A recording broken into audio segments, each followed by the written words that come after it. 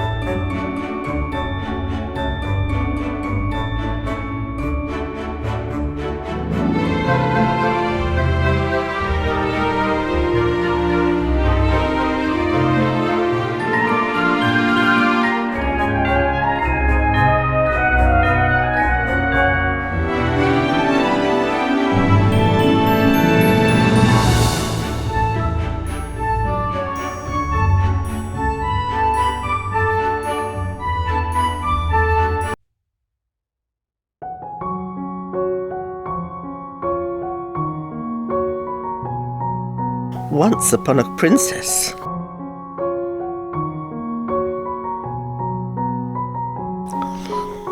Once upon a time, in the kingdom of Enchantia, there lived a little girl named Sofia. She and her mother, Miranda, didn't have much but their shoe shop, but they were happy. One morning, Sofia and her mother went to the castle to bring King Roland a new pair of shoes. He and Miranda took one look at each other, and it was love at first sight. The couple married, and soon Sofia and her mum were off to the castle for a life they could never have imagined. Miranda lovingly greeted the king's children, Princess Amber and Prince James.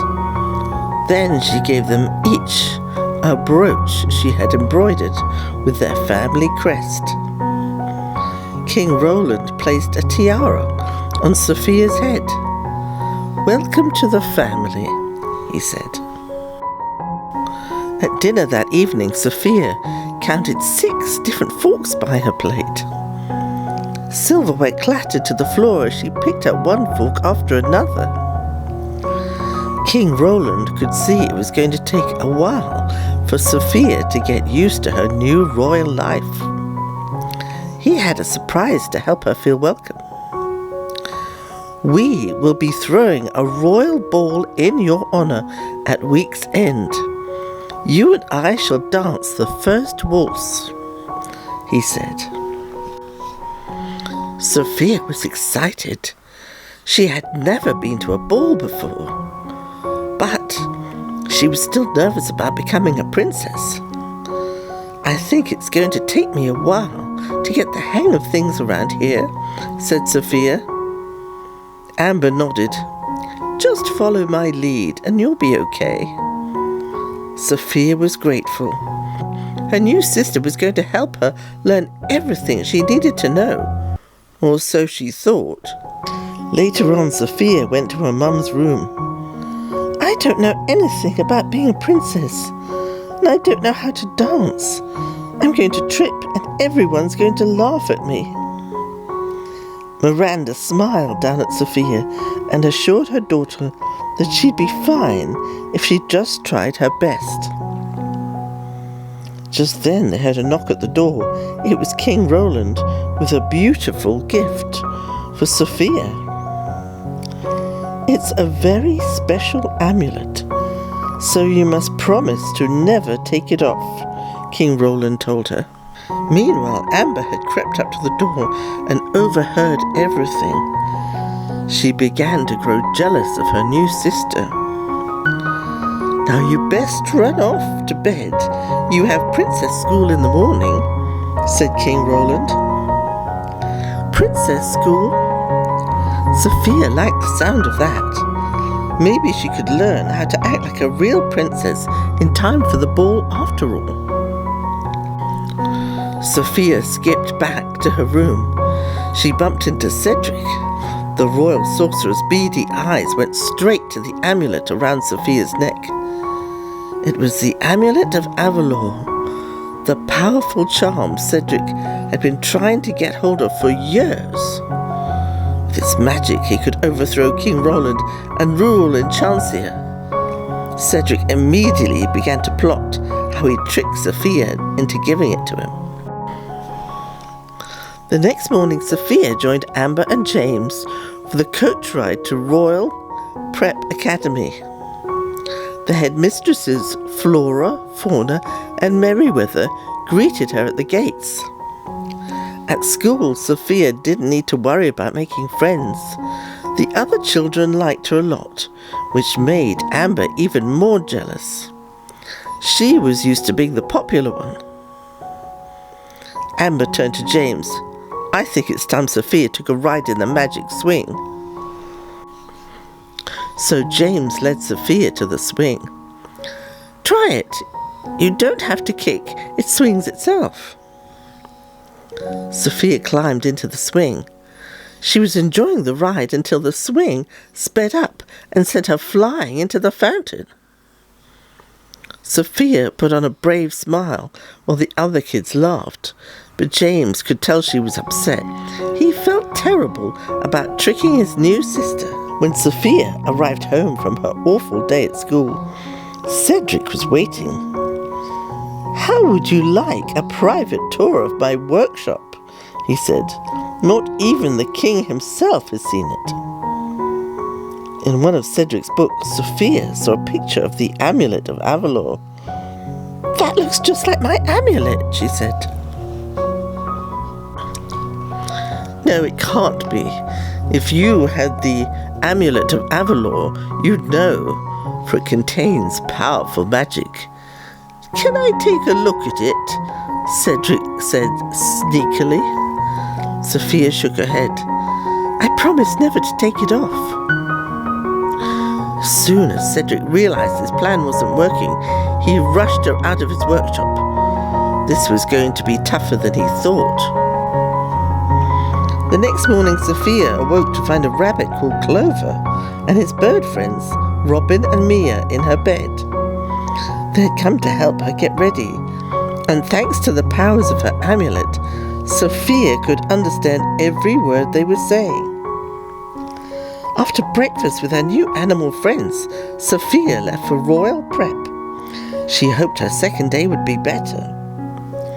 Sophia tried hard in all her classes, but she went home feeling discouraged again. I thought being a princess would be easy, but it's really hard, she told her mum. Miranda had a surprise. She led Sophia to the patio, where her two best friends, Jade and Ruby, were waiting at a fancy table set for tea. Sophia was so glad to see them. James joined the tea party. He still felt bad about tricking Sophia and wanted to make it up to her. Soon Sophia was curtsying and pouring tea like a proper princess, but she told James she still didn't know how to dance. No problem, we have dance class with Professor Popov tomorrow. He'll be dancing circles around all of us, he said. Amber had been watching everyone have fun without her. Now she was even more jealous of her stepsister. She had to make sure Sophia didn't dance better than she did. The next day before dance class, Amber gave Sophia a sparkling pair of dance slippers to wear. Sophia put on the slippers, which immediately took control of her feet. She spun helplessly across the floor until the music ended and she collapsed into a pile of pillows. Amber shrugged. I must have grabbed the pair of Cedric's trick shoes by mistake. Sorry about that. Sophia decided she couldn't chance another disaster at the ball. Princesses just didn't go around crashing into things. So when they got home, she went to Cedric for help. I have just the spell for you. He gave Sophia magic words to say when the waltz began. Little did she know that the spell would put everyone to sleep and help Cedric steal the amulet. Soon it was time to get ready for the ball. Amber was admiring herself in the mirror when James came in. You gave to Sophia the trick shoes on purpose, he said.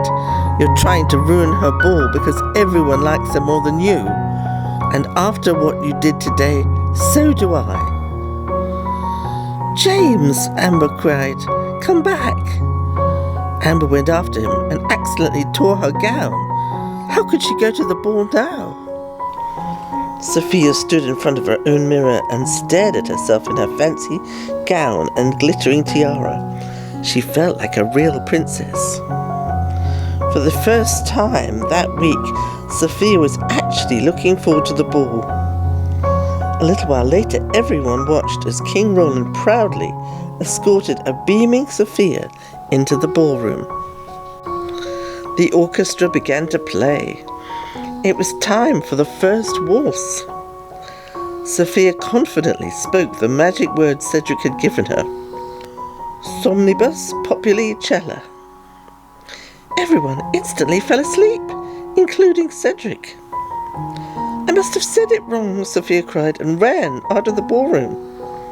It seemed as if ever since she became a princess, she couldn't do anything right. Sophia sank to the floor and cried.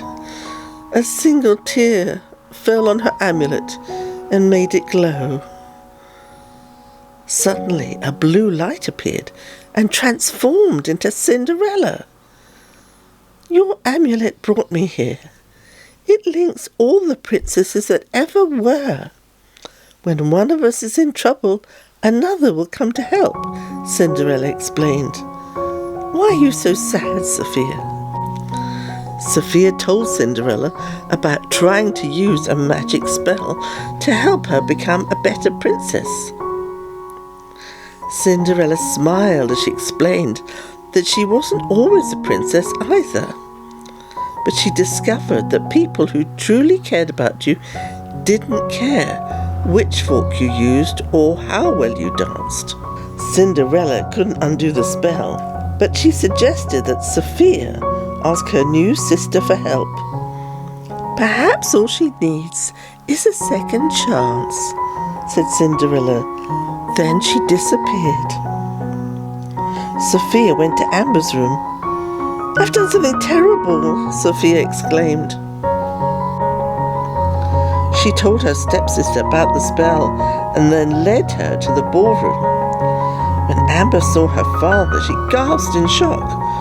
Sofia felt terrible. "It's all my fault." Amber shook her head. "No, Sofia, you wouldn't have needed that spell if I hadn't given you those trick shoes." The girls realized that what they really needed was each other. Then they went to Cedric's workshop together to find a spell to wake everyone up. But they had to get past Cedric's pet raven, Wormwood. First, Clover, Mia and Robin helped, and soon the raven was locked in his cage. "Let's find the counterspell." Wormwood didn't realize that, with her amulet, Sofia could understand every word he said. So Clover tricked him into revealing where the counterspell book was hidden. Now, Cedric's spell could be broken. Sofia and Amber were rushing to the ballroom when Amber remembered her torn dress. "I can't go in there looking like this," she sighed. But Sofia wasn't about to leave her sister behind. She quickly mended the gown. "There you go, good as new." Now it was Amber's turn to help. She led her sister in a waltz until Sofia was ready for the ball. Sofia smiled as she took her place beside the king and recited the spell, "Populi Cella Exultate." To her relief, everyone woke up. Cedric was furious that his plan had been ruined. "Merlin's mushrooms," he cried as he flicked his wand and disappeared in a puff of smoke. Meanwhile, Sofia and the king began to waltz. Sofia looked up at her new dad. "I've been wondering, why do they call you Roland II?" she asked. The king explained to Sofia that his father had also been named Roland. "So I guess that makes me Sofia the First," she exclaimed. And it was plain to see that this princess was going to live happily ever after.